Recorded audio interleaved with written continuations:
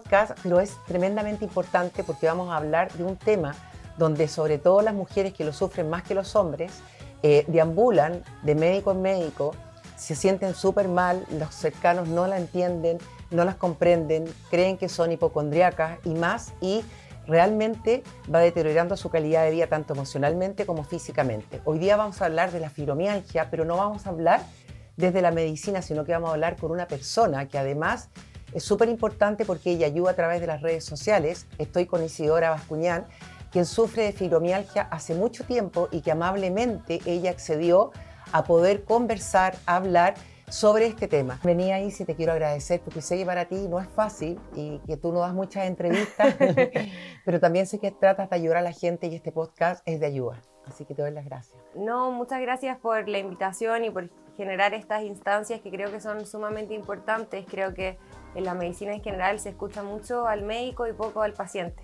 Exactamente. Entonces, de repente es importante tener esta instancia. Claro. Isi, desde ti, ¿qué es lo que es la fibromialgia?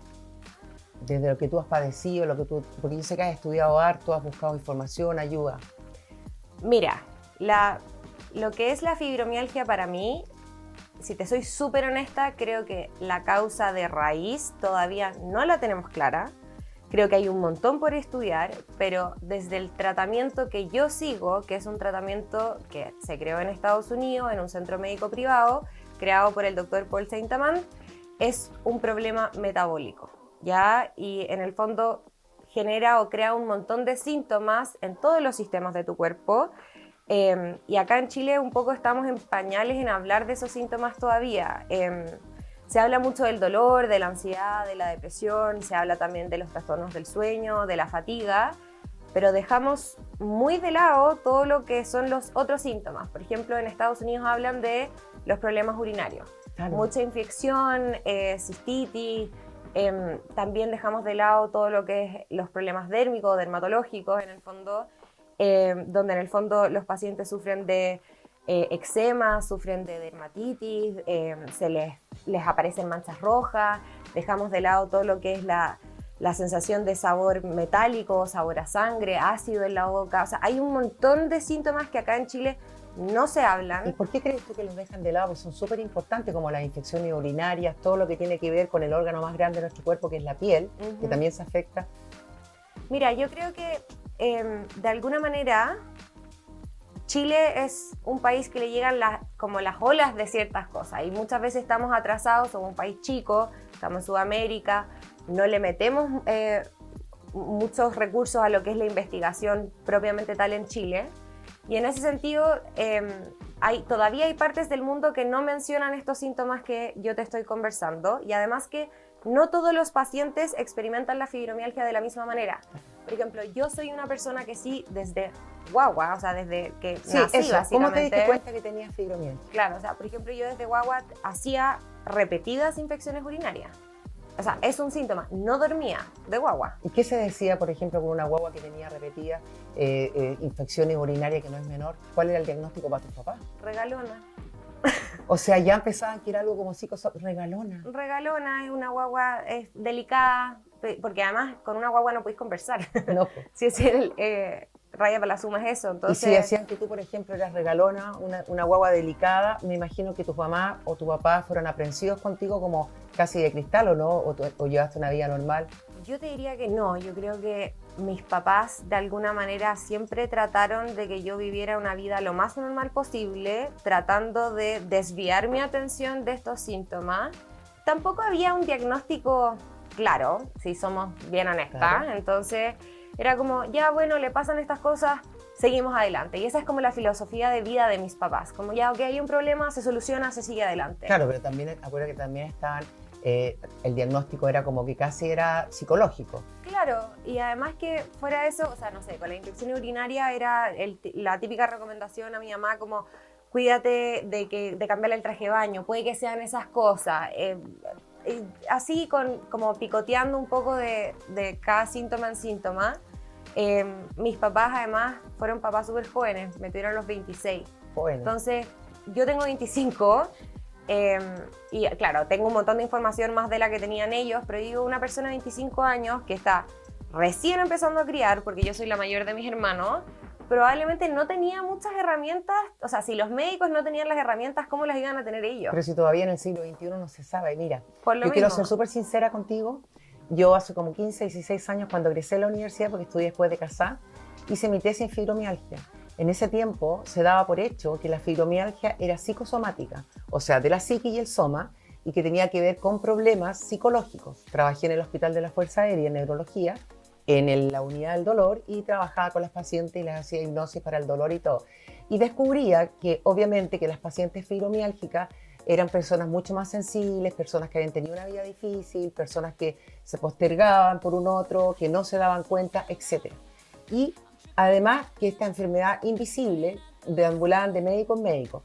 Hoy día, en el 2025, y en el año 2023 y 2025, que quiero que tú también me digas, se ha descubierto que hay una sensibilización central, y estudios recientes afirman que tiene que ver con el cerebro y con la médula espinal también, donde hay una hipersensibilidad al dolor, donde está tan hiperalerta la paciente que es más neurológico.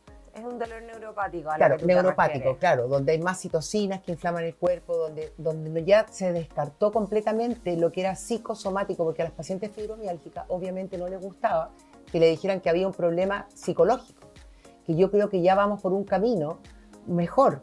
Yo quiero saber, tú empezaste entre los 12 y 13 años, escuché información tuya, lo pasaste pésimo porque en el colegio te mandaban a los psiquiatras, a los psicólogos, como que era psicosomático, y no era así.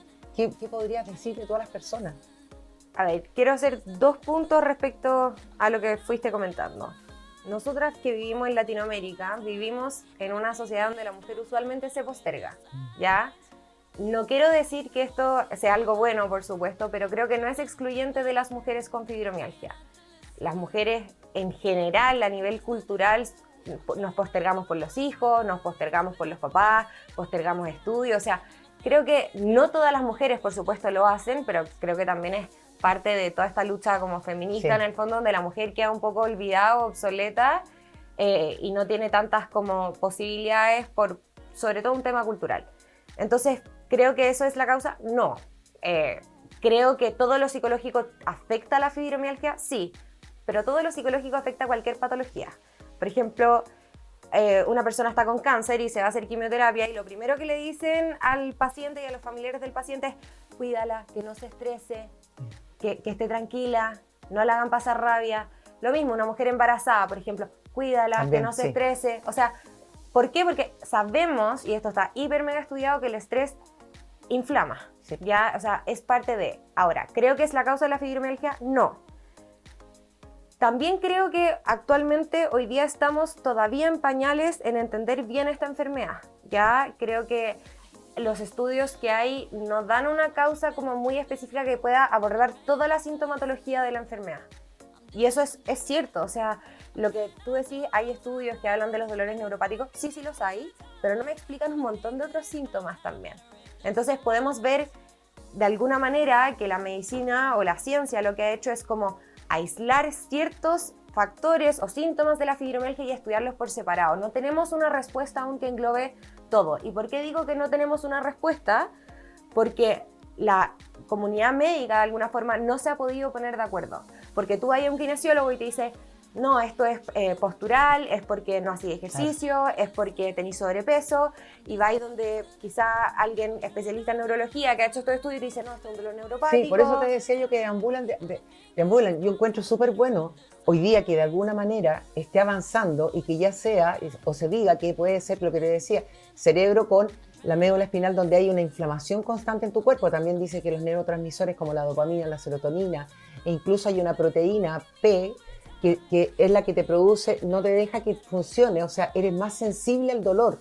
O sea, yo siento que de alguna manera hemos avanzado. Ahora, tú que pasaste por un montón de cosas, que estuviste con psicólogos, con psiquiatras, con terapias, tomando una cantidad de fármacos que hoy día te diste cuenta que no eran necesarios porque no era un problema psicológico. Lo que pasa es que una paciente que tiene fibromialgia afecta la parte psicológica porque tiene dolor. Y que fuiste a Estados Unidos, cuando tú viajas a Estados Unidos, cambias la alimentación, te hacen otro tipo de test, ¿te cambia un poco la vida? Ya, mira, yo lo que contaba antes, siempre tuve síntomas a los 13 años, desarrollo dolor crónico. Para la gente que está en la casa, dolor crónico significa que es más de 3 meses. Una vez que pasamos esos 3 meses, se puede hablar de dolor crónico, si no, no se habla de dolor crónico. En ese sentido, me encuentran una hernia muy chiquitita en la zona lumbar, la infiltran, me hacen terapia, kinesiología, todo eso muy relacionado a esta hernia. No se me pasaba, los dolores crecían. Y ya después de ver, no sé, 20 médicos... Siempre ocultando la hernia. Yo, porque eran las herramientas que una niña de 13 años tenía para poder explicar este dolor.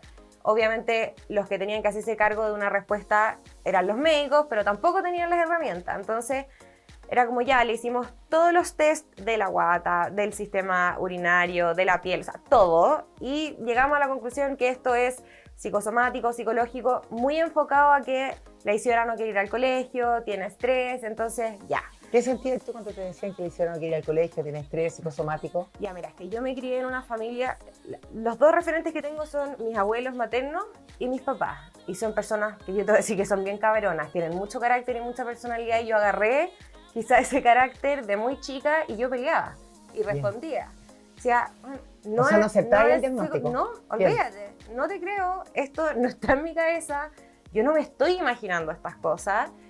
Llega un minuto donde ya después de, no sé, 20, 30 médicos, distintos especialistas de todas las áreas, mis papás ya como que empiezan a decir, pucha, no hay nada, empecemos quizás a aceptar esta posibilidad de diagnóstico, me meten a un montón de terapia, pasé por diagnóstico de trastorno de personalidad, opioides, antiinflamatorios, antiepilépticos, o sea, todo lo que te puedas llegar a imaginar, y obviamente complementándolo con terapias alternativas, desde acupuntura, o sea, yoga, kinesiología. Toda tu juventud, tu adolescencia pasaste con médico, con tratamiento. Sí, efectivamente. ¿Y sentías rebeldía ante eso? Porque imagínate, tú sabías que había algo mucho más poderoso dentro de ti. Yo te diría que yo entré como una especie de dicotomía en mi persona, bien importante, que por un lado, desesperada, o sea, desesperada creo que me queda chico porque me encuentren qué es lo que tengo, pero por otro lado, queriendo ser una adolescente normal.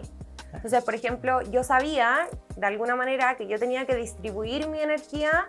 Obviamente hago el análisis ahora, en esa época no, no lo veía de esa forma, pero yo sabía que si yo faltaba al colegio y iba a enfermería entre clases, como que el fin de semana me iba a quedar energía para salir.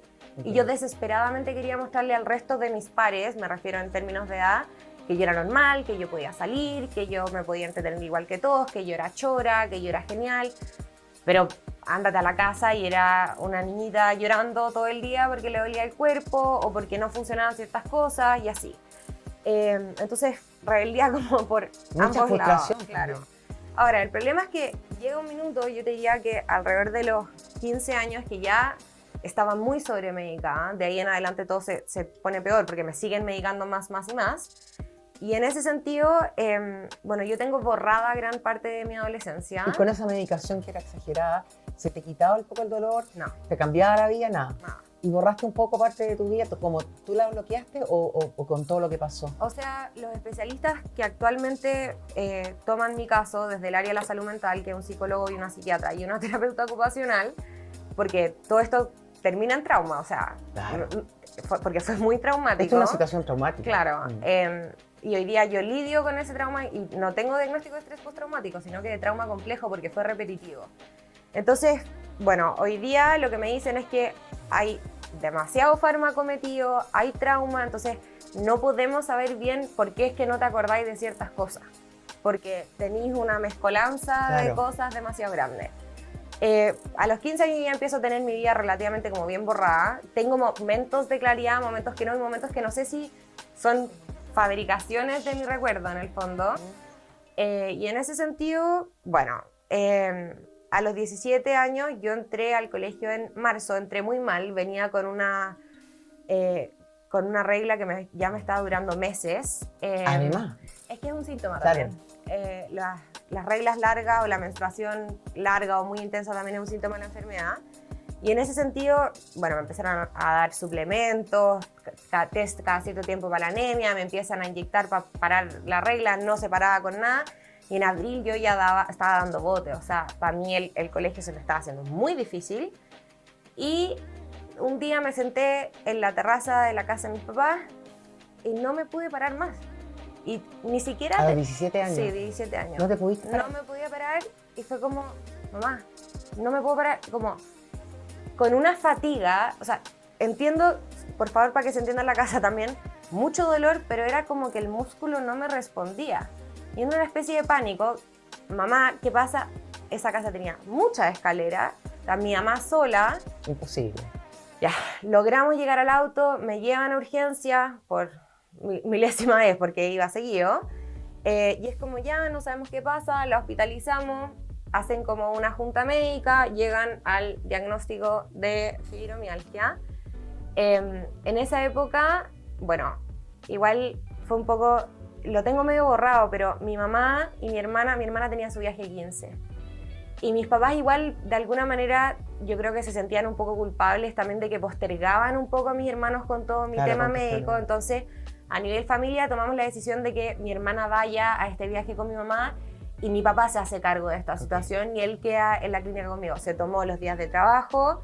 Mi papá es una persona bien ocupada, o sea, no fue una decisión que se tomó pero estábamos a en la una urgencia, ligera, no te podías pero dejar sola, claro, y se queda conmigo. Estuve varios días, no me dejaban ir porque no iba al baño, además. No podías caminar, ¿no? No, o sea, no, y además no iba al baño, y era uno de los requisitos que necesitaban para poder soltar. Ok. Y no iba, también es un síntoma del estreñimiento de la fibromialgia. Ahí llegué a tomar 22 medicamentos diarios. 22 medicamentos. Me tuve que ir de la casa de mis papás porque, como te comentaba anteriormente, tenía muchas escaleras. Y me voy a vivir donde mis abuelos. Mi abuela tiene fibromialgia y pasó por una cuestión bien complicada porque también lo mismo, nadie le creía, en la familia era como quizá, o a nivel social, como un poco exagerado, como que no entendemos bien lo que pasa. Mis abuelos siempre me creyeron. O sea, ¿te creyeron? Siempre. Porque estaba tu abuela con la enfermedad. Pero fuera de eso, tenemos una conexión bien importante y ellos no sabían que era fibromialgia, pero yo les creo que ella tiene algo. Ok. Me voy a vivir con ellos, tenía kinesiólogo a domicilio, no me podía duchar parada, entonces había que ducharme sentada, mi abuela me ayudaba, mis papás me iban a visitar y fue una situación bien compleja porque además lo que me habían dicho en la clínica es como, esto es lo que hay, este es el diagnóstico de fibromialgia, no hay nada que hacer, vas a tener que aprender a vivir así. O sea, en el fondo limitada y como invalidada, casi inválida, necesitando gente que esto es lo que hay. Y fue súper heavy, además, yo estaba tan médica que de repente se me caía la baba, que no podía comer sola porque casi que no le asuntaba con la cuchara a la boca, o sea, fue terrible. Ahí llega mi mamá a Chile y empieza a darse cuenta que estoy hiper mega medicada. Yo tengo la suerte, y acá sí quiero decir que tengo mucha suerte, de que mi papá se sacó la mugre toda la vida y que tiene una situación económica que le permitió llevarme a un centro médico privado en Estados Unidos. La medicina privada en Estados Unidos es cara. Sí. Allá la medicina es cara, la medicina privada, te morís lo caro que es. Tuviste la suerte. Tuve la suerte y mis papás empiezan a averiguar. Yo no sé nada de esto en ese minuto porque estaba ellos te medio llevaron, ocupada. mira, y si nos queda súper poco tiempo, pero ellos te llevan a este centro, a Estados Unidos, que tuviste la suerte y de estar casi invalidada, y hoy día que te veo súper bien, sé que tienes otro problema a la base que, bueno, pero ¿qué hiciste? ¿Qué tratamiento hiciste? ¿Por qué? ¿Cómo estás tan bien? Yo, bueno, llego a Estados Unidos en mayo del 2017, fines de mayo parto mi tratamiento y en septiembre estoy subiendo Machu Picchu. Mira. Así fue, no voy a decir que era Usain Bolt subiendo Machu Picchu porque eso es mentira, me costó, pero lo logré. Y eso fue porque hice este tratamiento que es alternativo, es decir, no es lo que establece la FDA, que es duloxetina, pregabalina, etcétera, se llama protocolo guaifenesina. Y es un protocolo que es en base a un medicamento que originalmente se comercializó y patentó como expectorante, pero los primeros registros científicos que existen son de los años 1500 que hablaban de dolores reumáticos. Antes se llamaba todo como reumatismo, no había mucha división de, no sé, artritis, lupus. ¿Este medicamento era para el etcétera. reumatismo o para el resfriado? Para el resfriado, pero en los años 1500, Sí. estamos hablando de 500 años atrás. Después, en los años 1900, lo agarran los laboratorios, lo empiezan a comercializar como jarabe para la tos. Y hoy día te puedes encontrar con guaifenesina en jarabe compuesto, tableta compuesta, de larga duración, de corta ¿Y eso tú duración. estás tomando ahora? Sí, ¿Solo lo eso? tomo hace 8 años y eso es lo único que tomo para mi Y te cambió, fibromialgia. dentro de te cambió la vida. Efectivamente. Con algo tan sencillo. Además, barato. ¿Y por qué entonces eso no está aquí? ¿Lo están haciendo ese tratamiento aquí en Chile? ¿Es lo último que nos queda en tiempo? ¿Se está haciendo, aplicando a los pacientes? Mira, el doctor creó varios libros, o sea, escribió 4 libros, el último en español, que es una especie de guía al paciente. ¿Qué es lo que pasa? La guaifenencina es un medicamento de venta libre. ¿Por qué? Porque menos del 1% de los pacientes sufren posibles efectos adversos. Entonces es relativamente seguro. Es más antiguo que la aspirina, ¿ya? Tiene varios usos incluso para la fertilidad y en ese sentido, bueno, hace una especie de guía y yo a lo que me dedico es asesorar a la gente en cómo hacer ese protocolo. Ya, la gente cómo te puede encontrar? Porque es muy interesante, se nos fue el tiempo pasó muy rápido. Yo sé que ayuda a muchas personas. Mira, yo estoy en Encuadrado, de hecho el año pasado me gané un reconocimiento de estar dentro de los 20 mejores profesionales evaluados en la plataforma. Y si no, estoy en redes sociales como IsiBascunan1 en Instagram y TikTok. Ya, en este caso yo siempre termino con un mensaje, pero quiero dejarte a ti que tú des un mensaje a las cámaras, a la gente que sufre de fibromialgia. Ya, miren, el mensaje que yo le dejaría a cualquier persona que sospecha una fibromialgia, que tiene una fibromialgia activa en este momento es: encuentra el tratamiento que a ti te funcione. Consíguete un profesional, ya sea de Reiki, psicología, médico, asesoría, da lo mismo en el que tú creas. Creo que eso es súper importante. Si no engancháis con la persona que te está ayudando, muy difícil. Intenta distintas cosas. Yo sé que hoy día hay un montón de polémica en lo que es la alimentación. A ti no te va a servir lo mismo que me sirve a mí. Puede haber una base, un genérico, pero puede que a mí me haga súper bien la manzana y a ti no. Y eso es clave, o sea, entiende lo que a ti te hace bien y entiende lo que a ti te hace mal. Quizá a mí me hace súper bien salir a despejarme con mi amigo, quizá a ti te hace pésimo, da lo mismo. O sea, en el fondo, encuentra lo que a ti te sirve y sigue probando. Yo sé que están súper cansadas, agotadas, no sé cómo, y es un proceso súper indigno de médico en médico, profesional. ¿Qué médico, en un segundo, qué médico tiene que ir la persona que sufre fibromialgia o que cree que tiene? Para que no deambule de médico. ¿Reumatólogo? En Chile un reumatólogo. Ok. Yo te quiero agradecer, Isi. Yo sé que no es fácil, sé que no das tantas entrevistas ni nada. También te quiero agradecer que ayudes a la gente y realmente tu testimonio puede ayudar a muchas personas. Así que te agradezco del alma, junto con el equipo, que hayas participado en este programa. Y un muy lindo mensaje nos mandaste, porque es verdad, todos somos distintos. Gracias. Gracias.